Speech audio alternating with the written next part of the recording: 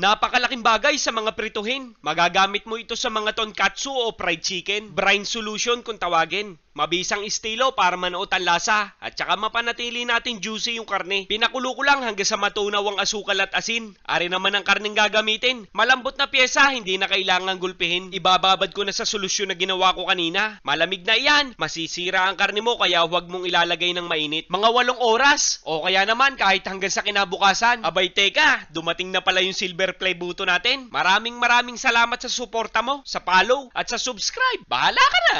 Sa Japanese curry, ari lang naman ang kalimitang gulay na ginagamit. Ito rin nga pala ang pang-alternatibo kong orderin. Kapag kayong umay ka na sa mga paborito mong putahe sa Japanese restaurant, simple lang naman ang paggagawa ng sarsa. Unahin natin sa sibuyas na tisoy hanggang sa mag-caramelize. Isusunod na nating iprito ang patatas, kasabay na rin ang carrots. Ganon din naman, ihagis-hagis mo lang hanggang sa medyo matusta na. Pagka nagkaganyan